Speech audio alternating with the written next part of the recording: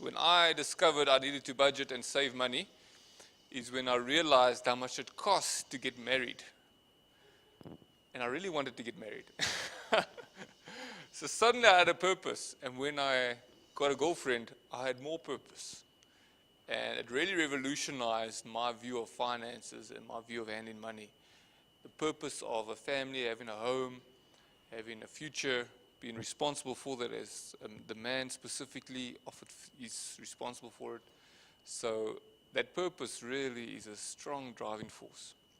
So I trust you guys are figuring out the purpose for you guys for budgeting. All right, so what I want us to do now is, before we get into the topic for tonight, around the tables, why don't you discuss how it's gone?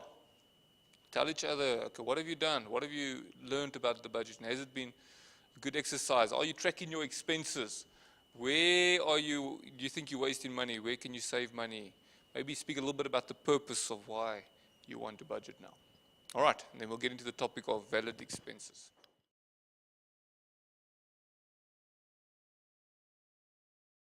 All right, trust you guys had a good conversation. Our table, it was great to hear just the handle everyone's getting on their finances.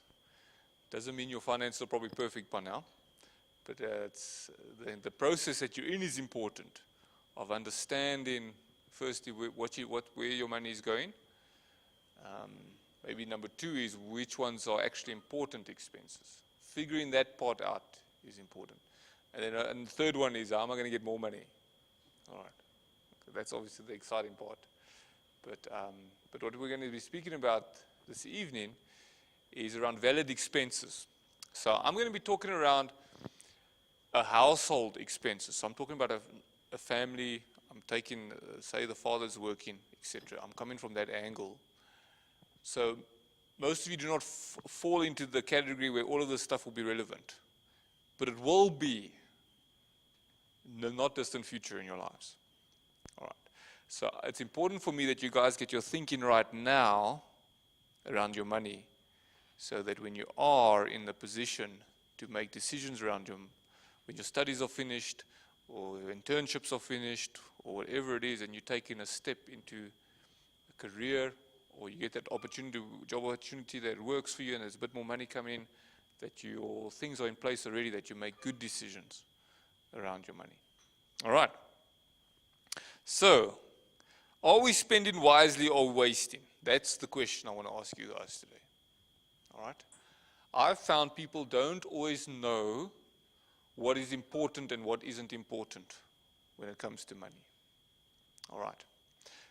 And you can have lots of money, as we've mentioned this before, and you can actually be wasting.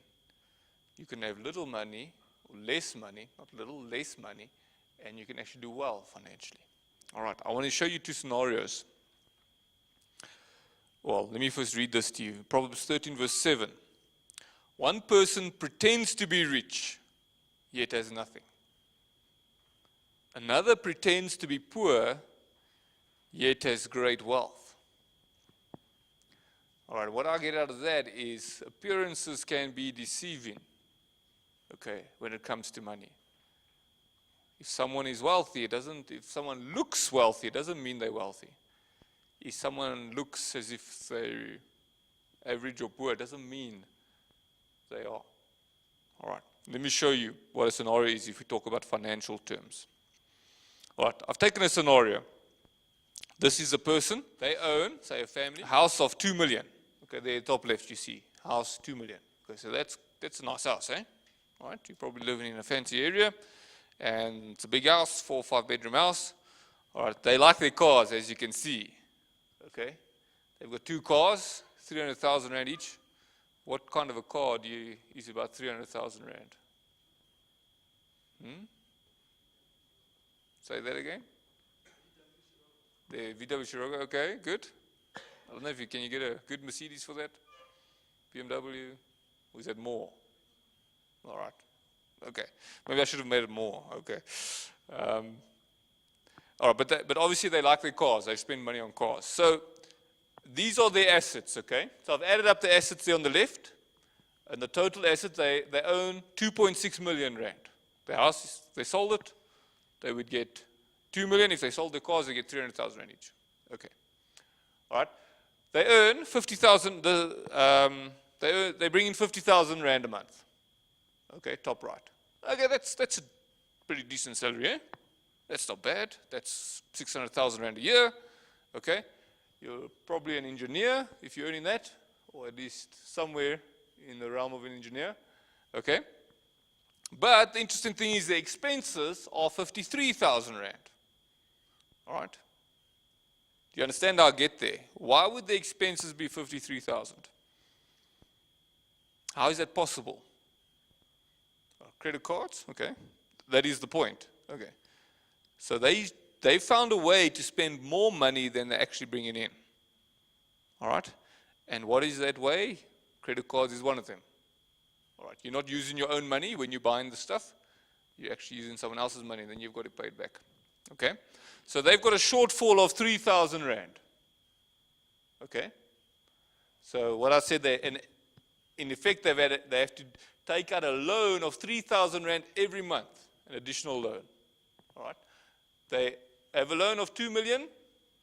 They have 2 cars of 300,000 Rand they're paying off. And they fall short 3,000 Rand every month in the expenses. And therefore, for the sake of the example, I said they actually owe 2.7 million to the bank now. All right? So they have built up an additional loan of another 100,000 Rand over time. Okay? If these guys sold everything, how much would they be worth? Nothing minus, eh? All right. If they sold everything, they would still owe 100,000 Rand. All right? The rich-looking people. Okay.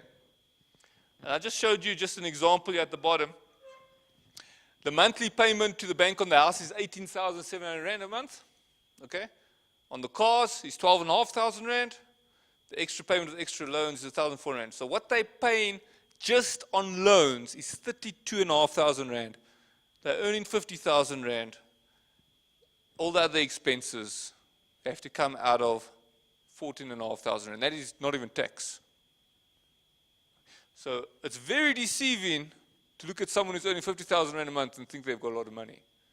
Actually, they do have a lot of money. If they just didn't do those things on the left, actually, they would have had a lot of money. So do you see, this is very common. This scenario is very common. You see all the people riding their fancy cars out there? A lot of them look like this. Okay.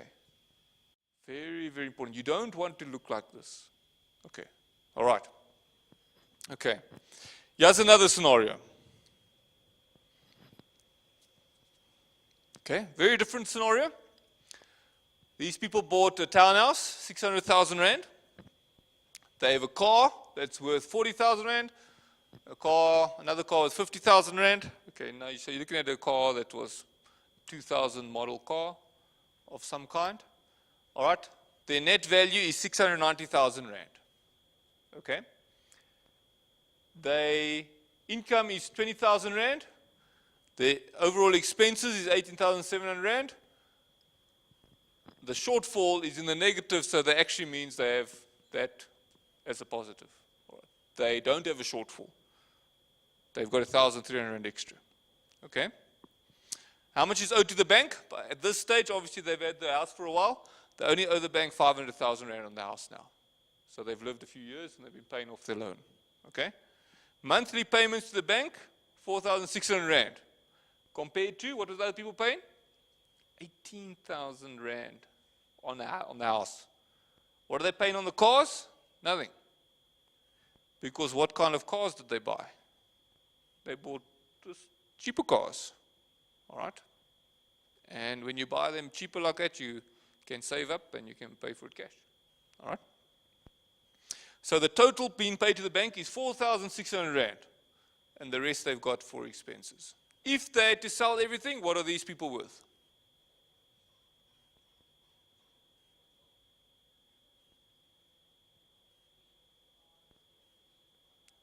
If they sold everything and they closed everything, paid the bank back, how much would they be left with? All right? Okay, we'd go over here. There's the total. That's what they're worth. If they sold everything, 690. What do they owe? 500. So they'll be left with 190,000 rand. Okay, these people are richer than these people. Do you see? They've got more money to their name. But they do not look richer.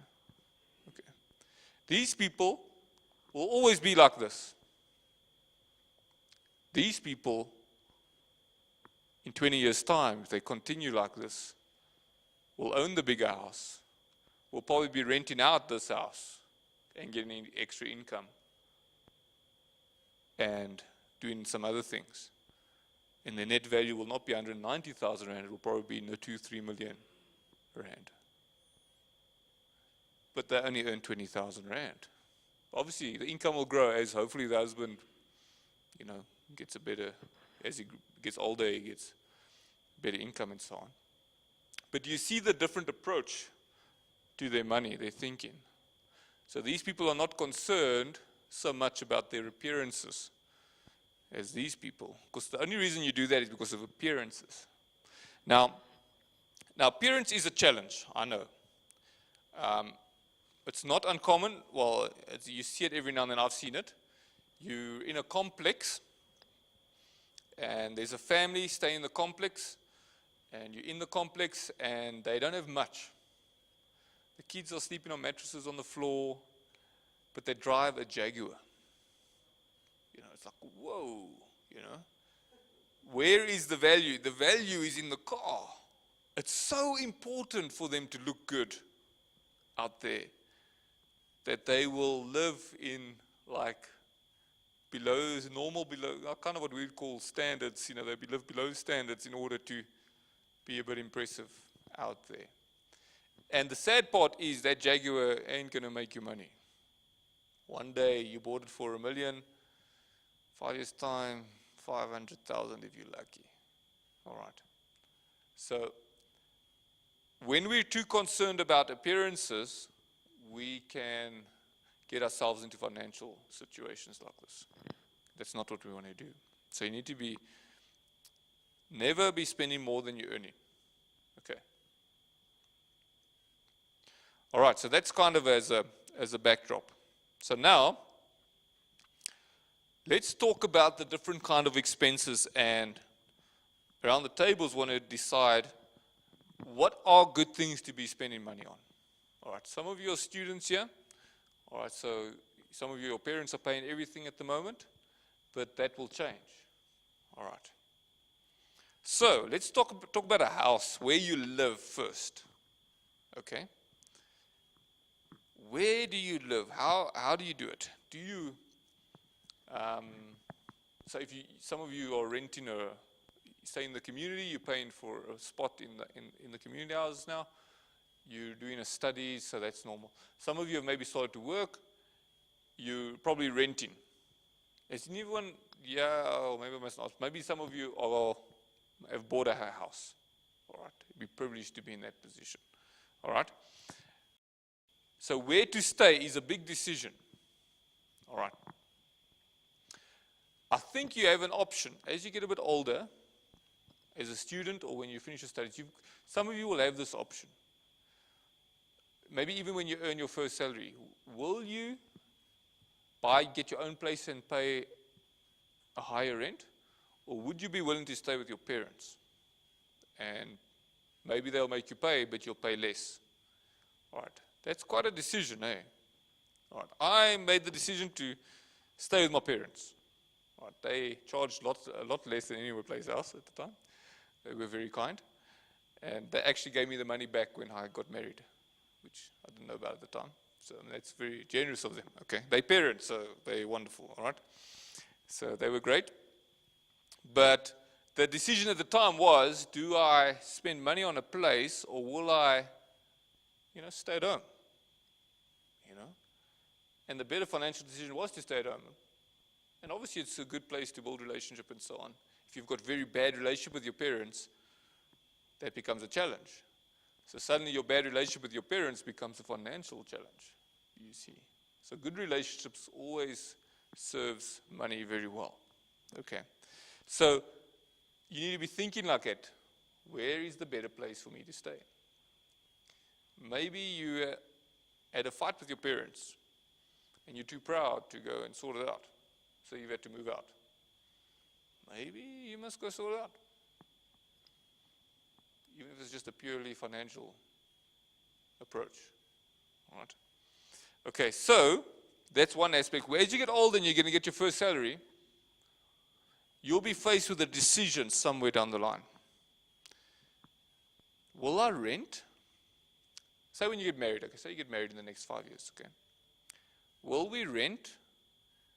Will we buy a house? And this is the reality. If we rent for 5,000 Rand or whatever a month, we can get a nice little place. All right? If we buy, and have to pay a bond of 5,000 Rand, you'll get a smaller place, a not so nice a place. All right? But if you buy, you start to own something. All right? I've seen with friends around me, the people who waited till they were late in their 30s, near in 40, that bought a house, they are, financially wise, they are so far behind the people that bought when they were in their 20s. It's just the reality of the situation. People who were, but this is the thing, it wasn't people who were not able to buy. They could have bought if they went small. Now I'm talking about a flat, anything small. Because remember, property increases in value. You're also busy paying something off. It makes you save more money if you have your own place, because you don't have so much money to spend it on other stuff.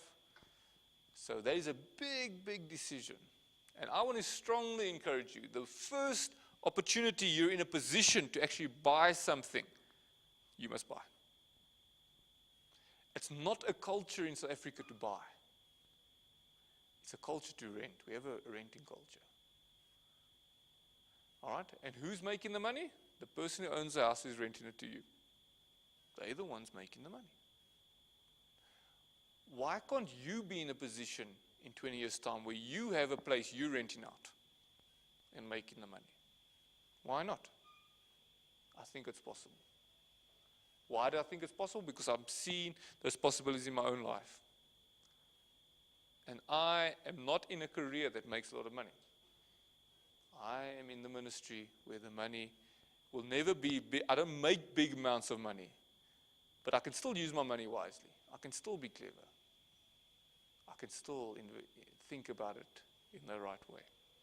All right. So don't you want to just talk around the tables around a place to live? Rent, buy, when is it possible, when is it not possible? Because we all have our different views on this. Maybe we should throw this around the table. When do you think you're earning enough money to buy something? That'll be an interesting idea. How much must you be earning a month to buy a place to stay? All right, think about it. Okay.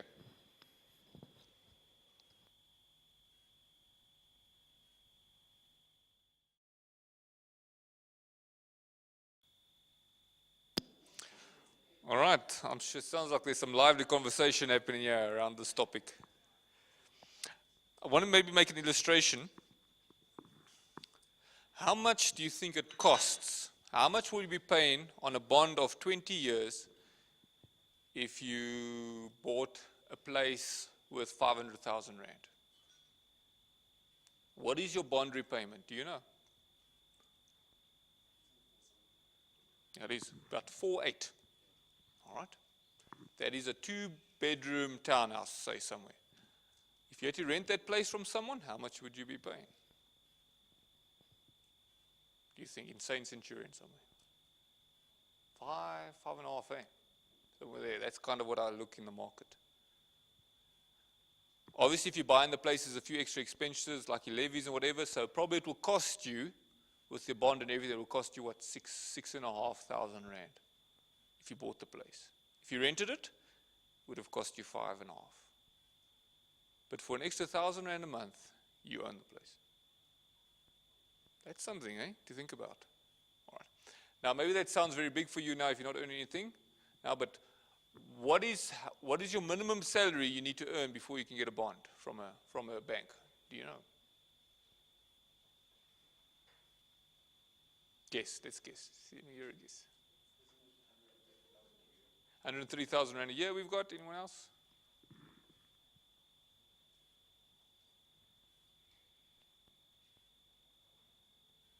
Okay, I'll tell you. You need to earn 3,500 rand a month. So it's about 40,000 rand a year. That's when they will start talking to you. Because they won't give you a very big bond, obviously. But that's when you're able to access money on a house. You'd be able to, on 3,500 rand a year, you'd be able to buy a house of about 120,000 rand. Or place. Are there places like that in the townships? Yes, there are. There are places at that price. There are flats in Arcadia that are going for 200,000 rand. That's where are you willing to start, is the question. All right. If you're a student, please don't consider buying a house. Okay, you don't earn money. Okay, but that's not the issue. The issue is when you are starting to earn an income. I found people say, I need to earn 40 grand a month before I can consider buying a house. If you're earning 10 grand a month, you should 5, 6, 7, 8, 10 grand a month, you should be thinking of buying a house. It's possible, you see. And I think what I'm trying to help us think about is, let's think of ways that can benefit and grow our wealth long term, instead of helping other people grow their wealth, okay, in a sense. Because by renting, you're helping other people. If you're going to stay in a place for 5 years and be paying rent, you might as well have bought a place. That is the reality. Unless you're staying with your parents, it's free. Okay, if you're staying with your parents, free, okay. Can't beat that, okay. All right. But if you have to pay for a place to stay anyway, and you're able to, not everyone's able to initially, and you're probably not able to now, most of you. But 3, 4 years' time, that might look a bit different. Because what will happen, remember this will happen. Say you buy a place for 500,000 rand, an example, okay. How much do you think that house is going to be worth in 10 years' time? Probably 1.2 million. Okay. How much will you owe on that house in 10 years' time? Probably 300,000 rand. Okay. So you owe the bank 300,000 rand, but you have a property worth what now? 1.2 million. You've just made 900,000 rand. If you were renting every single month and not saving, how much would you have in your pocket? Nothing. Do you see? Do you see people it has been proven around the world, a key to generating wealth is owning property. It is a key. It doesn't have to be big property, it can be small property, it's a place to start. I was telling us of a guy who he started out by buying the smallest flat he could find. And from there he went to a bigger, he sold it and went to a bigger flat, and from there he went to a bigger one, and now he's building his own big house. And that is how many people get it right, by starting small. But I've seen a lot of my colleagues and friends, they wanted to start here, so they rented here because they couldn't buy there, but they wanted to live there, and they rented there. And when they got to 35 and they wanted to buy, they were 10 years behind I was, because I bought when I was 24 in a small place. All right. Do you understand? Do you guys get the principle? Okay, so something to think about. All right, make sure you're able to, obviously the banks, they won't give you money, they won't give you a bond, they will only give you a bond for a third of your salary. Say you earn 3,000 rand, they will only give you a bond that you have to pay 1,000 rand a month. The banks by law are not allowed to give you more. All right, so there is a safeguard in the process. All right, if we talk about other expenses, your tithe, obviously that we say it for granted, but it is very important. Okay, tithing on our money, no matter what our circumstances are, giving back to God first, trusting Him, believing in Him, He's number one in our lives. The first expense, in a sense, or maybe investment, is our tithe every month. Okay, next one is retirement. When is the best time to put money away for retirement? There we go. Almay's got it. She's getting it. She's getting the gist of this now. All right. All right. If you go on the internet, there's lots of places that show you, they give you calculators. You know these calculators on the internet where they say, if you invest so much, this is what it'll look like when you're 65. And there's a lot of them that show the comparisons. If you start when you're 20 at 100 Rand a month, say, for retirement, compared to the guy who starts when he's 35, or lady when she's 35, and they put like 500, 600, 700 Rand a month. That person who started at 35 can't catch up to the person who started at 20 at 100 Rand a month. Because there's compound interest that comes into play. So, you know, that 100 Rand becomes 200 Rand, which then, you know, the market increases and that grows and grows and grows. And by the time that person's 35, that investment of theirs is like 100,000 Rand. So the person starting at 35 has to first catch up 100,000 Rand before they will catch up to the person starting at 20. All right, so the best time to start putting money away for retirement is when as soon as you're young. My dad made me put money away in like a retirement thing. I think I was 20. I must have earned like $500 or something here at the church.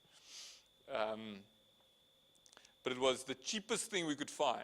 And he said, he forced me, you know, I had to do this, you know. So fortunately I listened to him.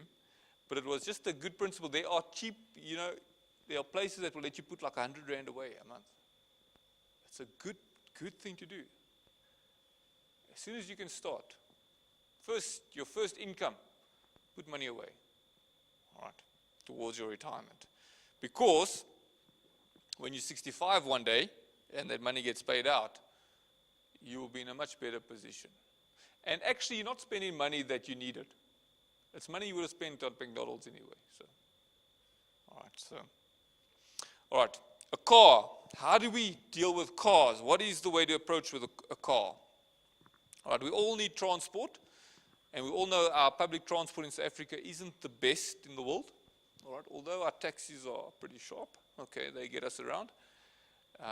We've got the Gautrain now. But if you work in Joburg, you probably need a car. Okay. So how do you handle a car?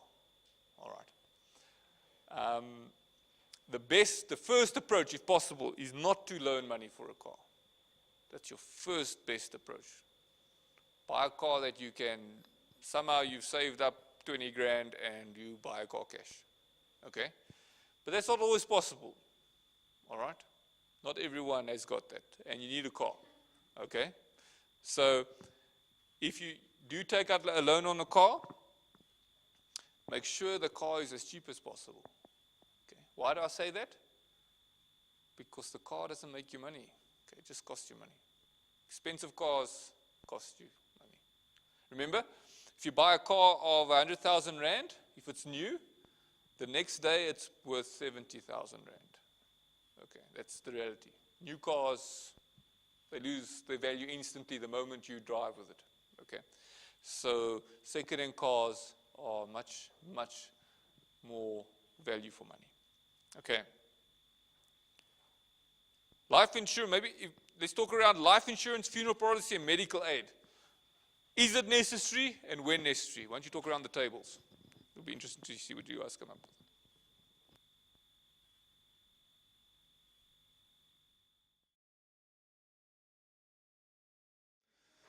All right, so who thinks you should have life insurance? All right, okay, we've got when. When do you have life insurance? When do you need it? When you're alive? You don't need it when you're dead. That's true. All right. If you're a single person and no one depends on you, do you need life insurance? You don't actually. Remember, the purpose of life insurance is to pay out to a beneficiary if you die. So if you die and you were paying 100 Rand a month for life insurance and the money goes to your rich uncle, there wasn't a point, okay? All right? And if no one's dependent on you, if you die, no one's going to miss the money, eh? The fact that you're not here isn't going to affect anyone's financial situation. All right? That's a difficult way to look at it, but I mean, that's the reality. All right? So You don't need life insurance when you're single and no one is dependent on you. All right. But you do need it if people are, like a family, like children. Maybe you have parents who do become eventually dependent on you and so forth. Then it is needed. Funeral policy. Okay, we have a strong culture in our country that funeral policies are important. You see it on telemarketing all the time, eh? Just funeral policies all morning. If you're at home in the morning, for whatever reason, put on the TV, it's a funeral policy.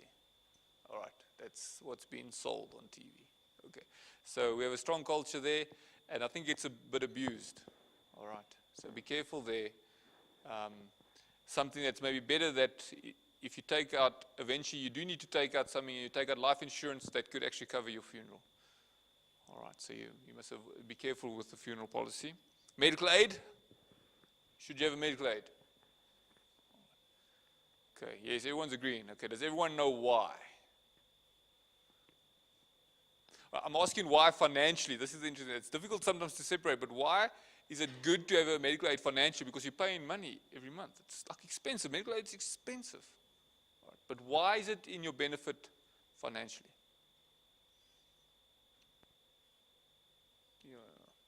Let me give you a scenario, okay, which is in our real. We had a lady working here at the church with us. She didn't have medical aid. She had a problem and needed to be sorted out medically, and she had to go to Steve Biko. She spent a month in Steve Biko. All right? Eventually the work is going, where the heck are you? You haven't been here for a month. I'm not so sure this thing's working, you know. So if we were not a nice church, and we could have gone, okay, you've used your sick leave up, we're not paying you. Okay, so she could have lost a month's salary. All right, right there. Okay, and the reality was in a situation is if she was in a private hospital, that thing would have been sorted out in like 2 days. That was the reality in her situation. So the reality of our country is that the services in the public hospitals isn't where everyone wants it to be. That is the reality. And obviously as a country we're aiming to improve that and take it to a better place, but the reality is it's not there at the moment. So you run a financial risk by not being in a public hospital, or by not being in a private hospital. That is the reality.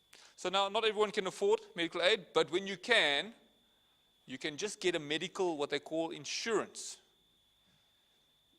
Discovery offers something, if you're earning under 5,000 or 6,000 Rand a month, 400 Rand a month. Costs 400 Rand a month. What that means is, if you're in an accident, if you need an operation, you can go to a private hospital. It's not going to cover any doctor's expenses or anything like that. But in an emergency, you will end up in a private hospital and will get better care. Obviously, there's no guarantees in life. Okay, you can go to a private hospital and the things don't work out either. But you would get. So when Netcare 911 comes to the accident, and they go, have you got a medical aid? You can say yes. And say, okay, we can take you to private hospital. They go, no. They go, I don't know how to help you. That's what happens, eh? Yeah.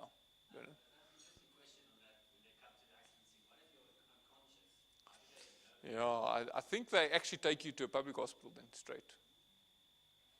So you don't always want to be in that situation. It's tricky. All right. So it is tricky, yeah. But I know at the public hospitals, they won't let you in unless you got a medical aid, or if you can put down like 10 grand or something like that up front. Something like that. Okay. So the medical aid, in a financial sense, is once you can afford it. If you're students and you're on your parents' medical aid, stay on as long as you can. Okay, don't come off. All right. But once you can afford it, is at least the insurance part, the cheapest one, even the cheapest one. All right. If you can try and find a way to pay for that, it is important. Okay, then we have groceries. Obviously, groceries are important. Takeaways are very expensive. Okay. It's cheaper to eat at home and make your food yourself. Okay. Don't forget. Studies. Is that a valid expense? All right.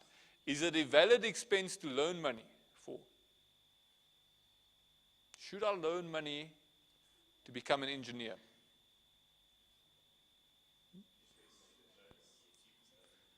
It's the cheapest loan. Good, Edison. It's the cheapest loan you can get is a study loan. All right. So once you've finished and you become an engineer, if there was no other way to become an engineer, but now you're an engineer, you can now hopefully make money to pay off the loan. Hey? So it makes sense. All right, but then you have other scenarios. Should you be loaning 100,000 rand to become a chef? It kind of gets a bit more risky now, because that's what the chef schools cost, about 100,000 rand a year. Do you get a job at the end of the year? It gets a bit risky. Now you owe 100,000 rand. Should you loan money to become a pastor? Well, pastors don't pay very well. Don't get paid very well. Do you see? I'm just talking financially. You must think, when you think about these things, will this benefit me? Will I be able to use this money that I'm loaning to generate money in the future? All right, so it depends on your situation. Okay. If you want to become a pastor, trust Jesus to provide the money. Okay. Okay, so there we go. Loans. What are valid loans? Loans for a house, I would consider a valid loan because of the increase of value of the house. And there's no other way that most people can buy a house. And it really is valuable to own a house.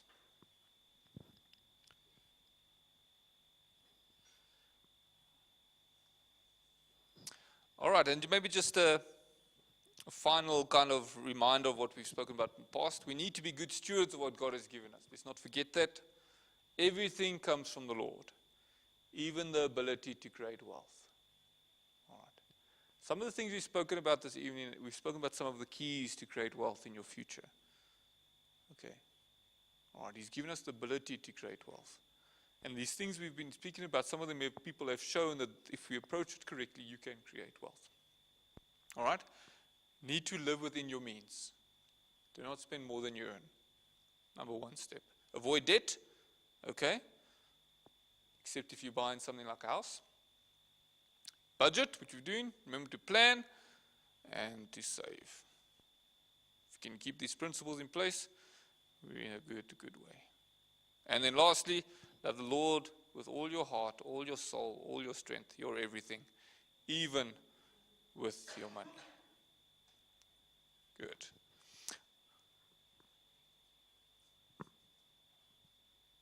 That one. All right. Father, I want to thank you for this evening. Thank you that you've given us insights that people way before our time have figured out. Insights that have principles that come from your scriptures of how to live within our means, of how to be wise, how to use common sense of what we spend our money on. I ask that you help us to apply these things, even if we're not earning money, but if we're students and we may be only getting pocket money or whatever the situation is. Pray that we'll be wise with our money.